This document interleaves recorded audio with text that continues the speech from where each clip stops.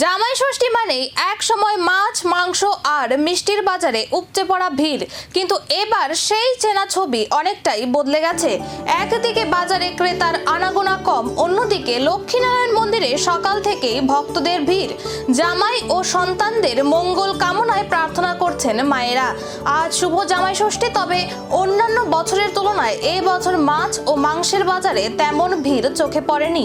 ব্যবসায়ীদের দাবি, ইলিশ মাছের চাহিদা থাকলেও অন্যান্য মাছের বিক্রি তুলনামূলকভাবে অনেকটাই কম।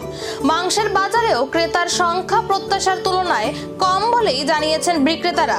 অন্যদিকে সকাল থেকেই লক্ষ্মীনারায়ণ মন্দিরে ভিড় করেন অসংখ্য ভক্ত। বিশেষ করে মায়েরা জামাই, ছেলে এবং পরিবারের সকলে সুস্বাস্থ্য, দীর্ঘায়ু এবং উজ্জ্বল ভবিষ্যতের জন্য ভগবানের কাছে প্রার্থনা করেন। পাশাপাশি রাজ্যের শান্তি, সমৃদ্ধি ও সকল মানুষের মঙ্গল কামনা করেন তারা।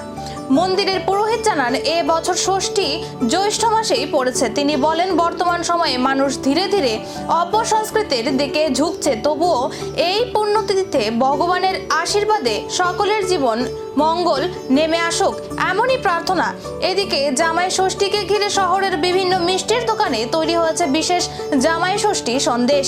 ক্রেতাদের আকর্ষণ করতে নানা ধরনের বিশেষ মিষ্টিও সাজিয়ে রাখা হয়েছে দোকানগুলোতে। ষষ্ঠী অ্যাকচুয়ালি তো জামাই ষষ্ঠীর ভিতরে বাজার ভালোই হয়, কিন্তু এইবার হলো দুঃখের বিষয় হলো মল মাছ পাইছে।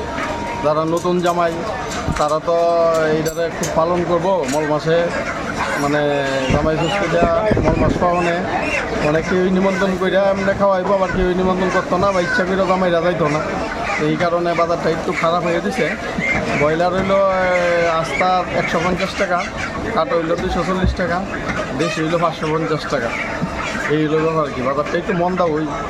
অন্য বার তো ভালো দাম, মল মাছ থাকে না। আর আজকে তো বার অবস্থা শনিবার, এর ভিতরে শনিবারও নিরামিষ থাকে, আর মল মাছে একটু বাজারটা একটু খারাপ হয়ে দিছে।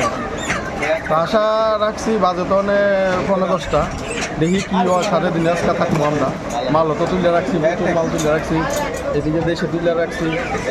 দেখা যাক, আশা নিয়ে রাখছি আমরা। স্টাফও আজকে বাড়াইছি, কিন্তু বাড়ানোর কারণে বাজারটা একটু খাইলি খেলি রয়েছে। বাকিটা দেখা যাক বাইকে কি হয়। তবে প্রশ্ন একটাই, বাজারের ভিড় কমলেও কি উৎসবের আমেজ বদলে যাচ্ছে, নাকি মানুষ এখন উদযাপনের নতুন পথ বেছে নিচ্ছে? সেই উত্তর খুঁজছে এখন সবার নজর।